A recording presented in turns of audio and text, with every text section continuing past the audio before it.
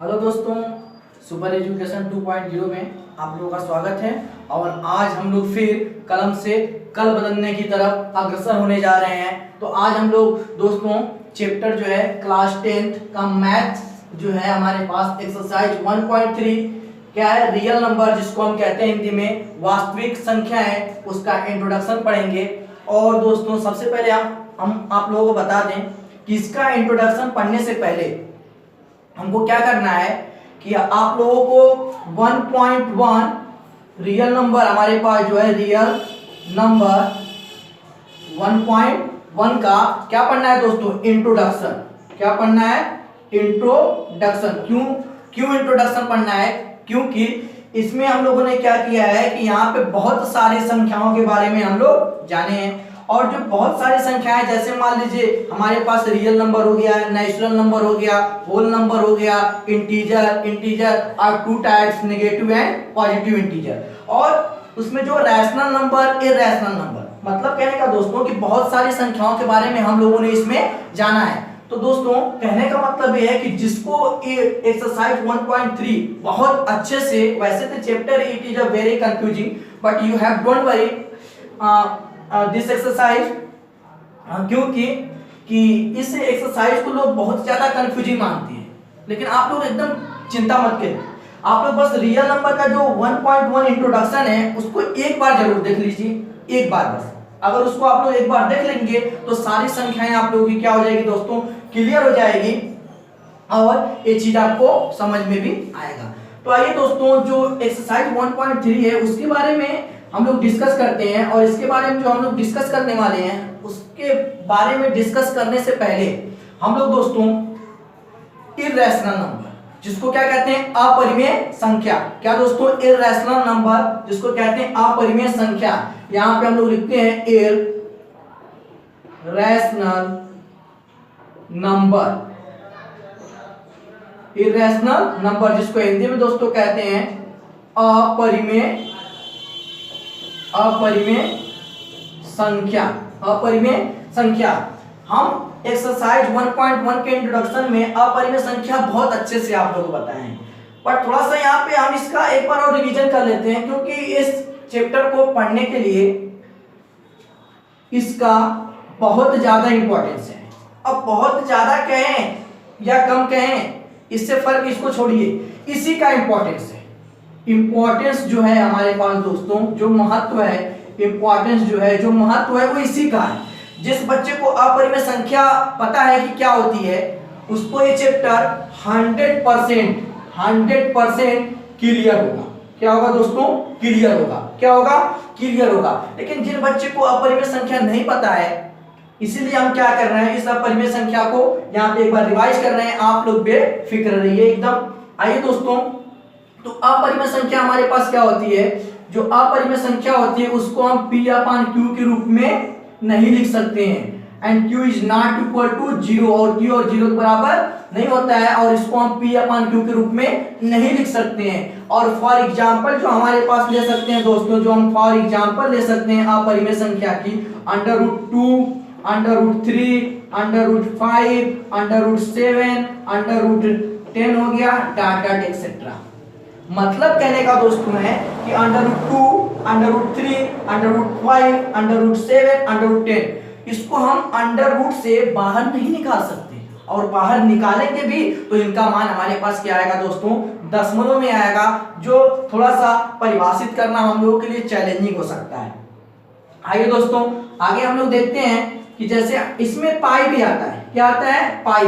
ये हमारे पास क्या है दोस्तों? अपरिमेय संख्या। ये क्या है दोस्तों? अपरिमेय संख्या है। तो कहने का मतलब दोस्तों, इसको हम P/Q के रूप में नहीं लिख सकते, और इनको कहते हैं इरैशनल नंबर। क्या कहते हैं दोस्तों? इरैशनल नंबर कहते हैं। तो कहने का मतलब हमारा ये है कि अगर हम लोग आप लोगों से पूछें कि इरैशनल नंबर क्या है, अपरिमेय संख्या क्या है, तो अपरिमेय संख्या जो हमारे पास दोस्तों है, यहाँ पे √2, √3, √5, √7, √10। अगर हम आपसे पूछें कि आप लोग बताइए कि व्हाट इज इरैशनल नंबर, मतलब अपरिमेय संख्या क्या है, तो आप लोग कहेंगे कि सर ऐसी संख्या जिसको हम P/Q के रूप में नहीं लिख सकते उसको हम क्या कहेंगे दोस्तों? अपरिमेय संख्या कहेंगे। ये तो एक लैंग्वेज हो गई, क्या हो गया दोस्तों, एक लैंग्वेज, एक डेफिनेशन हो गई। लेकिन हम लोग इस एक्सरसाइज में क्या पढ़ेंगे कि इस अपरिमेय संख्या को, इसका हम लोग क्या देखेंगे दोस्तों, इसका हम लोग प्रूफ देखेंगे। क्या देखेंगे, प्रूफ, मतलब इस अपरिमेय संख्या को हम प्रूफ कैसे कर सकते हैं कि यह क्या है, एक अपरिमेय संख्या है दोस्तों।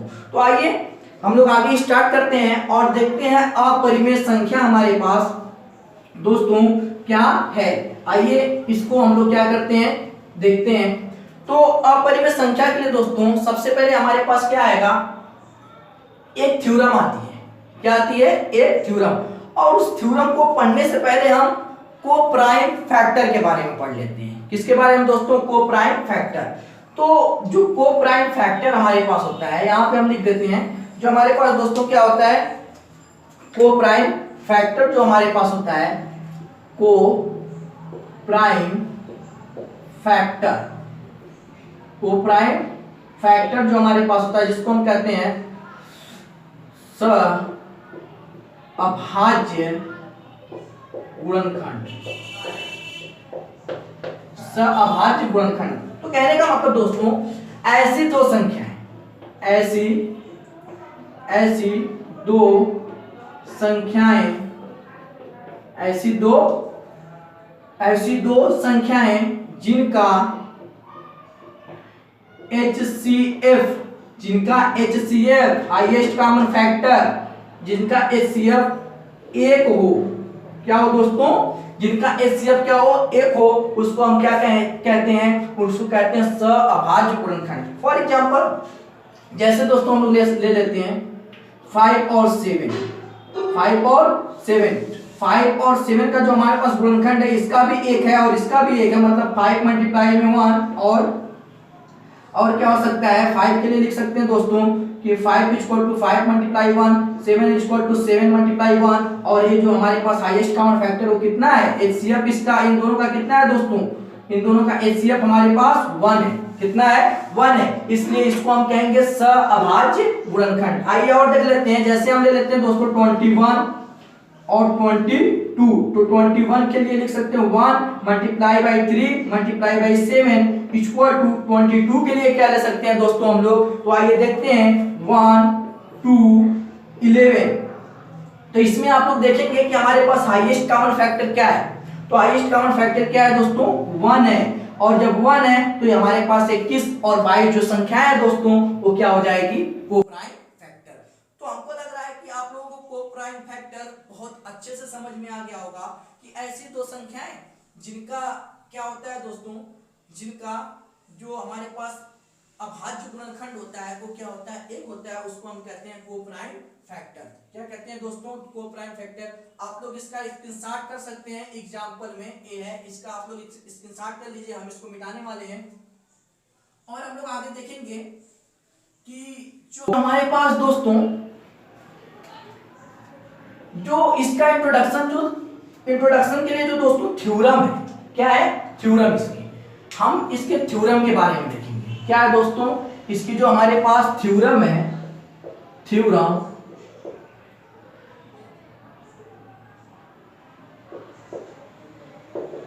में क्या कह रहा है, इसकी जो हमारे पास थ्योरम है वो क्या कह रहा है थ्योरम में। तो थ्योरम कह रहा है late P be a prime number and A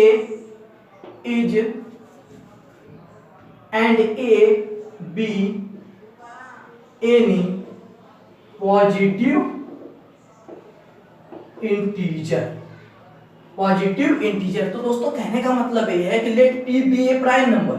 P हमारे पास, हमने माना कि P हमारे पास क्या है, एक प्राइम नंबर है। और A क्या है दोस्तों, और A हमारे पास क्या है, और A क्या है, एनी पॉजिटिव इंटीजर, मतलब A हमारे पास क्या है, एक पॉजिटिव इंटीजर है। तो आगे हम देखेंगे इसमें दोस्तों कि if P divides a square और यहाँ पे लिख सकते हैं कामा करके then P also divides a। ये हमारी है थ्योरम। क्या है दोस्तों? थ्योरम। इसको हिंदी में देख लेते हैं हम लोग, इसको हम लोग हिंदी में देख लेते हैं। इसकी हिंदी क्या है कि माना P एक अभाज्य, माना P एक अभाज्य संख्या है और A एक, और A एक हमारे पास क्या है दोस्तों, और A एक धनात्मक, और A क्या है दोस्तों? धनात्मक पूर्णांक है। क्या है दोस्तों? धनात्मक पूर्णांक है। और उम्मीद करते हैं कि सभी बच्चों को पूर्णांक समझ में आता है, और जिसको नहीं समझ में आता है वो कहां जाएगा? एकदम सही समझे आप लोग, कहां पे? एकदम सही दोस्तों, एक्सरसाइज 1.1 का इंट्रोडक्शन देखेगा। एक्सरसाइज 1.1 का इंट्रोडक्शन देखेगा और उसको पूर्णांक समझ में आ जाएगा दोस्तों। तो आइए अब हम लोग आगे देखते हैं कि क्या है कि और ये एक धनात्मक पूर्णांक है। ये क्या है दोस्तों? ये धनात्मक पूर्णांक है। आगे क्या है कि यदि P विभाजित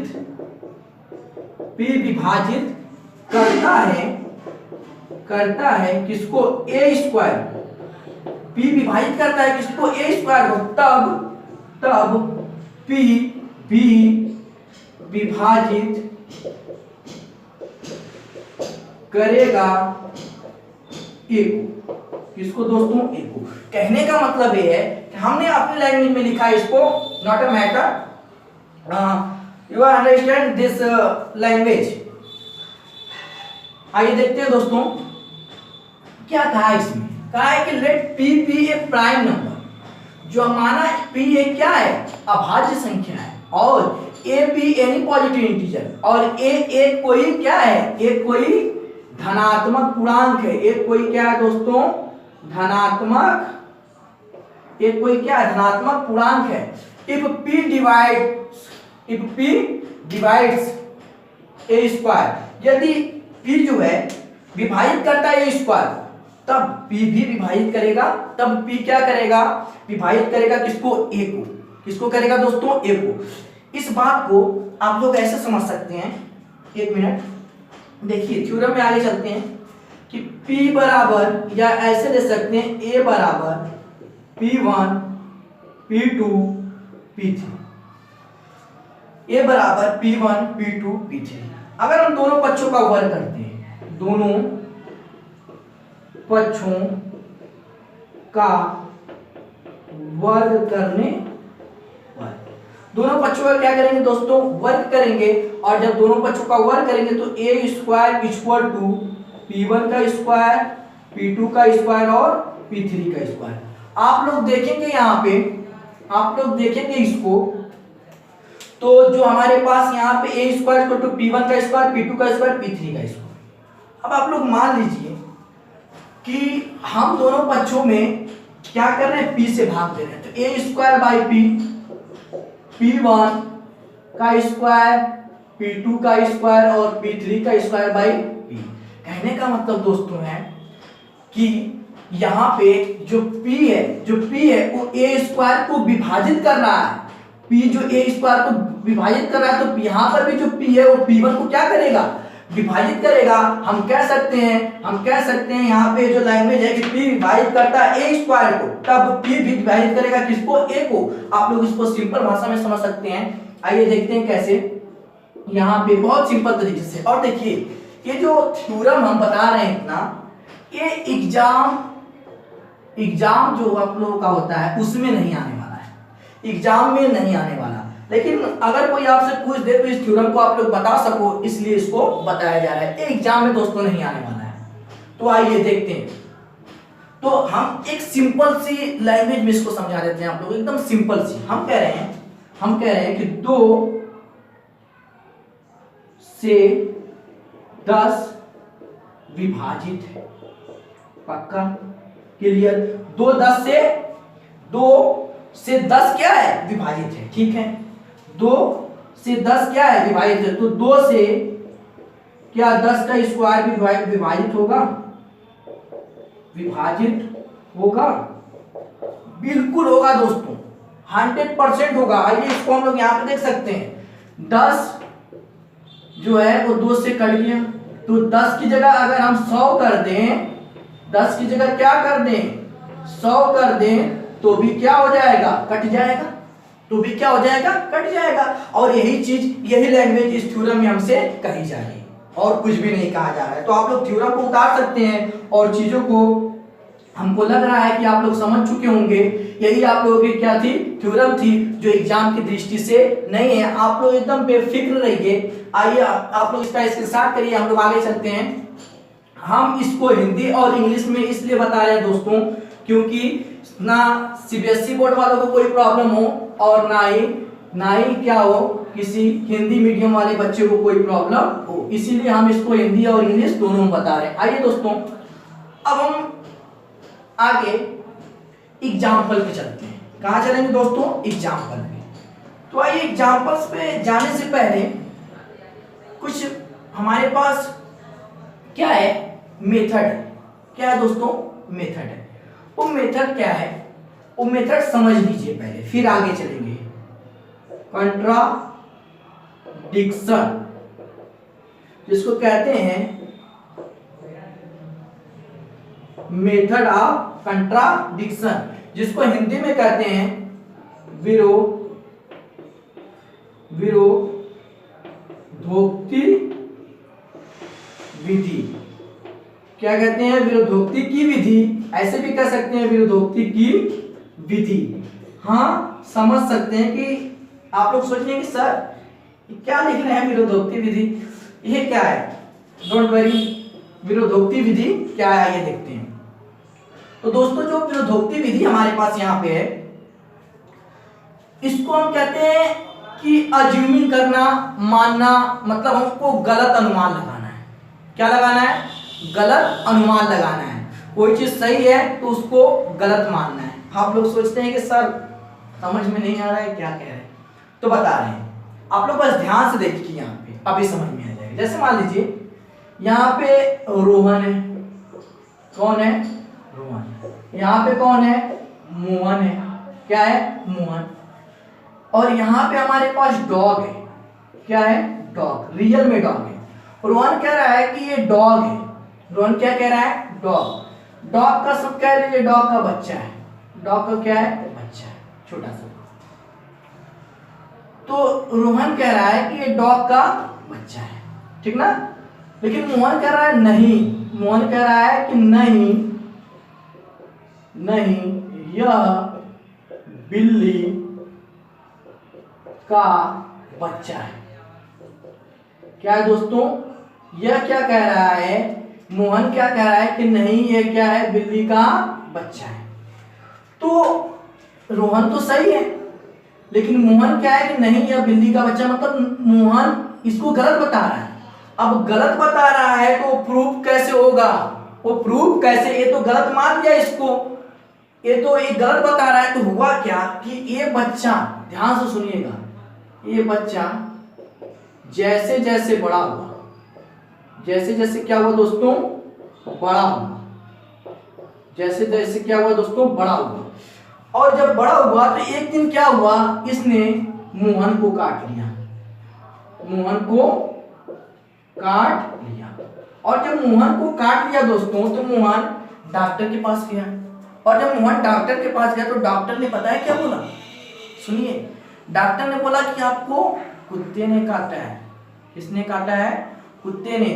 तब समझ में आया मोहन को कि ये हमारे पास क्या है, तब समझ में आया मोहन को ये हमारे पास क्या है, ये बिल्ली का बच्चा नहीं, ये क्या है कुत्ता है। और कहने का मतलब दोस्तों ये अनुमान लगाया था, मतलब वो गलत माना था। लेकिन जब उसके साथ ऐसा कुछ हुआ, ऐसा क्या हुआ, ऐसा कुछ हुआ, तब वो क्या कहने लगा, नहीं ये हमारे पास। अब उसको समझ में आ गया कि जो वो माना था, जो वो माना था वो क्या था गलत था, क्या था गलत था। तो इसलिए वह क्या था दोस्तों डॉग था। तो आप लोग बखूबी समझ गए होंगे कि विरोधोक्ति कंट्राडिक्शन जो हमारे पास मेथड है वो क्या है, वो इस तरीके से है कि हमारे पास क्या रहेगा, इर्रेशनल नंबर दिया रहेगा। क्या दिया रहेगा दोस्तों, अपरिमेय संख्या दिया रहेगा। अपरिमेय संख्या क्या रहेगा दोस्तों दिया रहेगा। और हमको क्या करना है, इसका उल्टा मानना है, इसका उल्टा मानना है। क्या करना है दोस्तों? मानना है। मतलब अपरिमेय संख्या दिया रहेगा, इसका हमको क्या करना? उल्टा, मतलब क्या मानना है? परिमेय मानना है। क्या मानना है दोस्तों? परिमेय संख्या मानना है। एकदम ध्यान से देखिए, क्या मानना है दोस्तों? परिमेय संख्या। और इसके द्वारा हम इसको क्या करेंगे? प्रूव करेंगे। तो आइए देखते हैं कि हमारे पास क्या है। बस दिमाग में एक चीज लेके चलिएगा कि जो चीजें बताने वाले वो बहुत ज्यादा आप लोगों के लिए इंपॉर्टेंट होने वाली है। आइए, ठीक ना दोस्तों? आइए देखते हैं। तो हम लोग आगे देखते हैं कि एग्जाम्पल इसका क्या देखते हैं? एग्जाम्पल। और एग्जाम्पल लिखते हैं कि सिद्ध कीजिए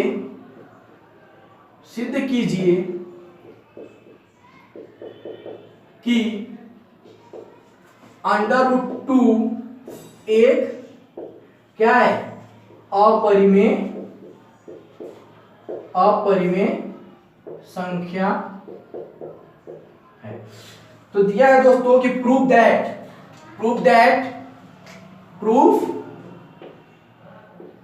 दैट इसको ऐसे भी लिखते, proof that √2 is A irrational क्या चाहिए दोस्तों? नंबर।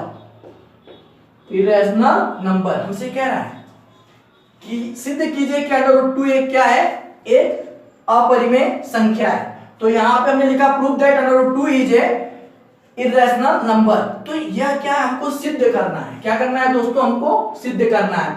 और हमको जब सिद्ध करना है तो इसके सॉल्यूशन के लिए, सिद्ध करने के लिए हम यहाँ पे क्या लिखेंगे? बहुत ध्यान से देखिएगा।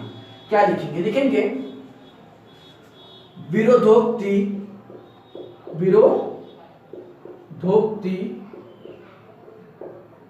विधि से। क्या लिखेंगे? विरोधोक्ति विधि से। बहुत ध्यान से। और जो इंग्लिश वाले बच्चे हैं, जो सीबीएसई बोर्ड वाले बच्चे हैं, वो क्या लिखेंगे? वो लिखेंगे यहाँ पे मेथड ऑफ कंट्राडिक्शन, या हम लिख सकते हैं फ्रॉम मेथड ऑफ कंट्राडिक्शन। तो आगे क्या करेंगे? विरोधोक्ति विधि से। आगे दोस्तों हम क्या करने वाले हैं? आप लोग देखेंगे कि ये जो √2 है इरेशनल, इसको मानेंगे। यहाँ पे लिखेंगे माना। यहाँ पे दोस्तों हम लोग क्या लिखेंगे? यहाँ पे लिखेंगे माना √2 एक क्या है? परिमेय संख्या है। क्या है दोस्तों? √2 एक परिमेय संख्या है। और जब यह हमारे पास परिमेय संख्या है, इसको थोड़ा सीधा से लिखते हैं, √2 एक परिमेय संख्या है। दोस्तों कहना यह है कि बहुत ध्यान से आप लोग देखेंगे तो ये समझ में आएगा, क्योंकि एक क्वेश्चन एग्जाम में इसमें से एक क्वेश्चन 100% आता है। अपरिमेय दे देगा और कहेगा परिमेय प्रूफ करिए। तो एक क्वेश्चन 100% आता है दोस्तों।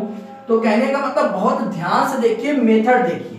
सबसे पहले क्या करेंगे? विरोधोक्ति विधि से। कोई भी क्वेश्चन जब इरेशनल बोलेगा तो लिखेंगे माना √a एक परिमेय संख्या है। Let √2 is a rational number. आइए दोस्तों हम लोग आगे देखते हैं। आगे यहाँ पे लिखेंगे P/Q और लिखेंगे Q is not equal to 0। जो हमारे पास क्या है? जो परिमेय संख्या वो क्या होती है? उसको P/Q के रूप में लिख सकते हैं और Q इक्वल टू 0। अब एक चीज देखिए, जो P/Q के रूप में लिखा जाता है वो एक सिंपलेस्ट फॉर्म होता है। क्या होता है? Simplest form. आप लोग कहेंगे सर हिंदी में, तो हिंदी में दोस्तों कहते हैं सिंपलेस्ट। जो हमारे पास फॉर्म होता है उसको कहते हैं सरलतम रूप। क्या कहते हैं? सरलतम रूप। देखिए सरलतम रूप आप लोगों ने 4 में 5 में पढ़ा होगा। जैसे मान लीजिए कि हमारे पास 10 है और यहाँ पे 20 है। हम कहेंगे कि दोस्तों काटिए इसको। तो आप लोग कहेंगे सर क्या मजाक कर रहे हैं? 2 से काट दीजिए ना, 2 5 10 और यहाँ पे हो जाएगा 2 दाम में 20, 5 बटे में आ गया 10। हम पूछेंगे कि आप ये और कर सकता है क्या? तो आप लोग कहेंगे जी बिल्कुल कर सकता है कि सर 5 एकड़ में 5 गुना के 10 मतलब 1/2। लेकिन अब दोस्तों 1/2 जो आया अब उसको हम काट नहीं सकते। तो मतलब जो नंबर 10/20 हमारे पास था उसका सरलतम रूप क्या हो गया 1/2 हो गया। मतलब हम उसको अब काट नहीं सकते। मतलब जब इसको हम काट नहीं सकते तो दोस्तों 1 और 2 का जो अगर हमारे पास क्या होगा HCF निकालेंगे, HCF तो कितना आएगा 1 आएगा। कितना आएगा 1। ये वाला 1 नहीं है, ये वाला 1 नहीं है। 1 कहां से आया 1 का गुणांक 1 होगा, 2 का भी गुणांक 1 गुणे 2 होगा। कॉमन कौन सा मिला 1 मिला। इसीलिए इसको कहते हैं हाईएस्ट कॉमन फैक्टर। आप लोग सरलतम रूप अच्छे से समझ चुके होंगे। तो हमारे पास जो P/Q यहाँ पे लिखा हुआ है दोस्तों P/Q वो एक सरलतम रूप है। मतलब ये लास्ट स्टेप है, इसको अब काट नहीं सकते। तो आइए आगे देखते हैं। जब इसको हम काट नहीं सकते और यह क्या है दोस्तों एक परिमेय संख्या है तो हम लिख सकते हैं कि √2 = P/Q। मतलब कहने का यह है कि √2 जो हमारे पास है ये क्या है एक परिमेय संख्या है। और आगे हम ये भी ले सकते हैं कि P/Q आगे लिख भी लेते हैं, पहले लिख लेते हैं दोस्तों। लिख भी सकते हैं कि जो हमारे पास P और क्या है Q है, जो हमारे पास P और Q है वो क्या है कोप्राइम्स। ऐसे लिख भी सकते हैं दोस्तों। लिख देते हैं कि P और Q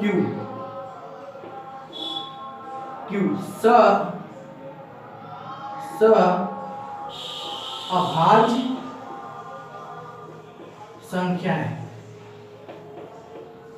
अभाज्य संख्या है।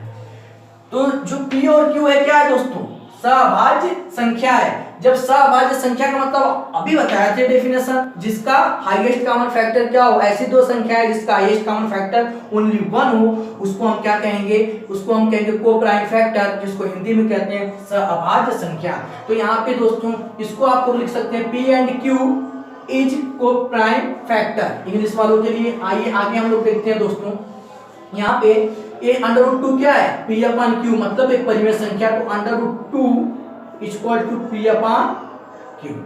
क्या दोस्तों Q का देखिए कहेंगे सर ये कैसे लिखे, अरे बिल्कुल अगर हम कहें कि 5 एक परिमेय संख्या तो 5 को किस रूप में लिखा जाता है P/Q के रूप में, तो बराबर तो होगा ही ना दोस्तों, वही चीज है।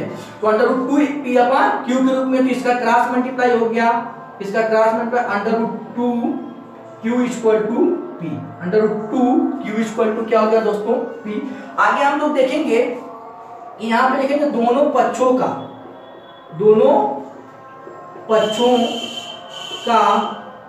वर्ग करने, क्या करने पर दोस्तों दोनों पक्षों का वर्ग करने पर। जब हम दोनों पक्षों का क्या करेंगे वर्ग करेंगे तो आप लोग बहुत अच्छे से जानते हैं कि क्या आएगा। लेकिन उससे पहले हम आप लोगों को एक चीज बता दें दोस्तों कि यहाँ पे जो मेथड लगा रहे हैं, जो लाइनें लिख रहे हैं, वही लाइनें आपको नेक्स्ट क्वेश्चन में इसका जो अगला एग्जांपल √3 जिसमें दिया है सेम यही लाइनें लिखनी है, उसमें कोई भी फर्क नहीं करना है। तो आइए दोस्तों देखते हैं। तो हमारे पास यहाँ पे वर्ग करेंगे तो हो जाएगा √2 तो 2 हो जाएगा, और यहाँ पे Q² हो जाएगा, और यहाँ पे हो जाएगा दोस्तों P²। बिल्कुल सही, क्या हो जाएगा P²। और इसको हम लिख सकते हैं कि Q² = P²/2। तो कहने का मतलब ये है कि जो P² है, P² को दो क्या कर रहा है विभाजित कर रहा है। आइए देखते हैं, यहाँ हम लोग आगे देखते हैं। यहाँ पे लिखते हैं कि चूंकि P² को 2 विभाजित करता है,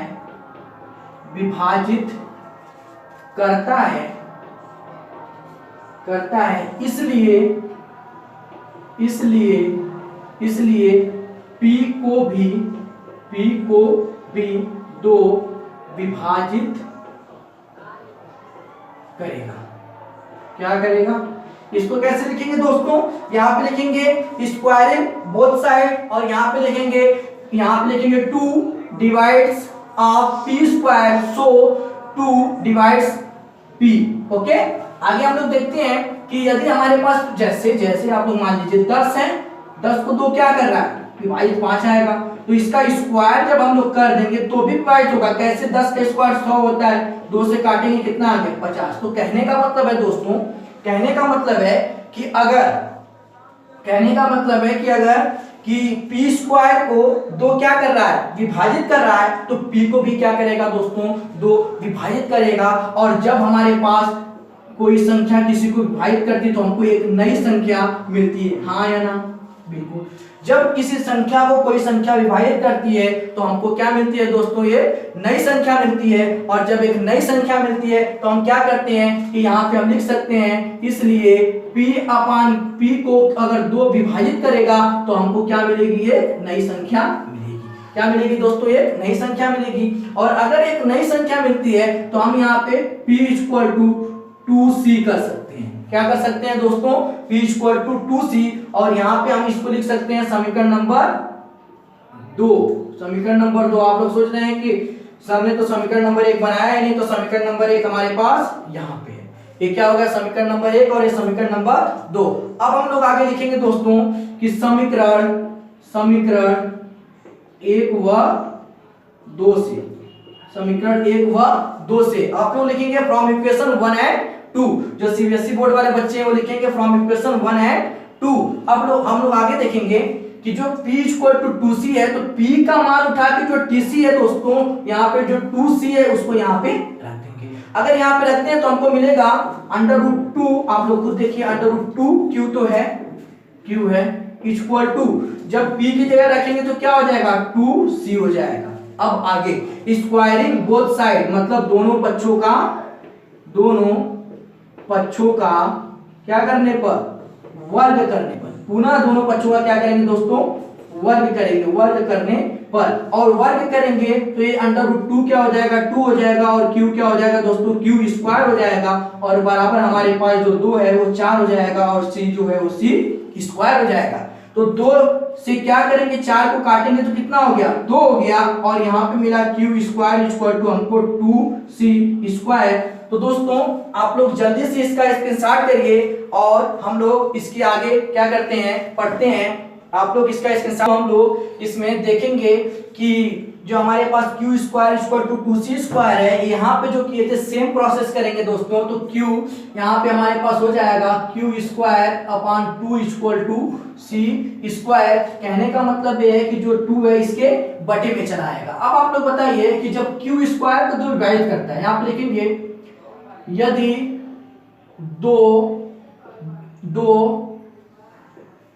q स्क्वायर को क्या करता है, या ऐसे भी लिख सकते हैं, ऐसे भी लिख सकते हैं, चूंकि q स्क्वायर को 2 विभाजित करता है।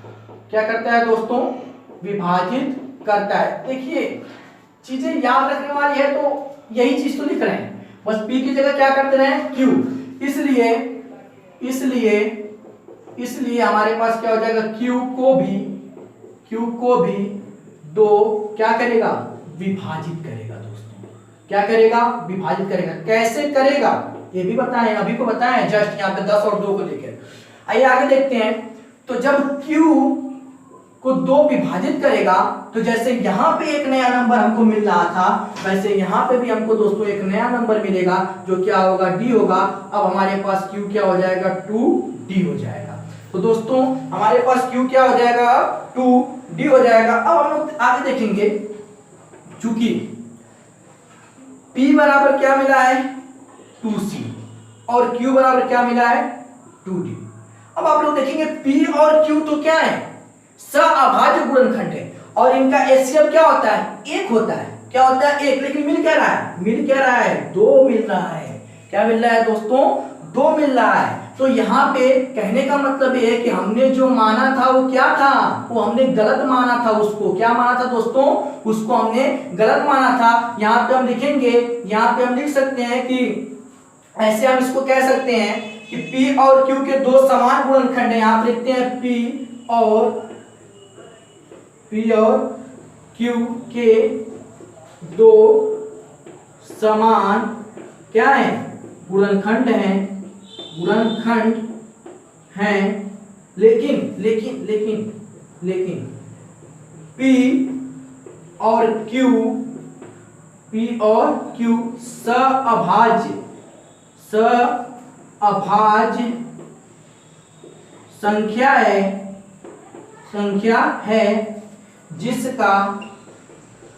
जिसका HCF क्या होता है, 1 होता है, जिसका HCF दोस्तों क्या होता है, 1 होता है। तो ये कैसे हो सकता है, तो पॉसिबल है ही नहीं कि यहाँ पे हमारे पास क्या हो जाए, 2 आ जाए। तो इसको आगे हम लोग लिख सकते हैं आगे कि जिसका क्या हो गया, HCF 1 होता है। और आगे हम लोग इसमें क्या लिखेंगे, आगे लिखेंगे कि हमने गलत माना था कि √2 परिमेय संख्या है। यहाँ पे लिखेंगे हमने गलत माना था कि √2 एक क्या है दोस्तों, परिमेय संख्या है। क्या है, परिमेय संख्या है। तो यहाँ पे क्या लिखेंगे, यहाँ पे लिखेंगे √2 एक क्या है, अपरिमेय संख्या है, अपरिमेय संख्या है। अब दोस्तों देखिए, इसको हम लोग ऐसे ही करेंगे, ठीक ना। आप लोग को अगर एक बार में समझ में नहीं आ रहा है तो वीडियो को 2 बार, वीडियो को 3 बार, वीडियो को 4 बार देखिए, और वीडियो को इतनी बार देखिए जब तक समझ ना आ जाए। हार नहीं मानना है, हार नाम का शब्द अपने डिक्शनरी से हटा दीजिए, मतलब हमको हार नहीं मानना है। हम इसको 1 बार 2 बार 3 बार 4 बार देखेंगे तो 100% समझ में आएगा। इसमें ऐसी कोई भी चीज नहीं है जो आप लोगों को समझ में ना आए। तो दोस्तों आज के लिए बस इतना ही। आप क्या करिए, हमारे चैनल से जो लोग पहली बार जुड़े हैं उसको सब्सक्राइब करें और उसको लाइक करें, और ज्यादा से ज्यादा क्या करें, शेयर करें, जिससे और भी बच्चों का फायदा हो सके। तो आगे हम लोग फिर देखेंगे और कलम से कल बदलने की तरफ अग्रसर होंगे। Thank you.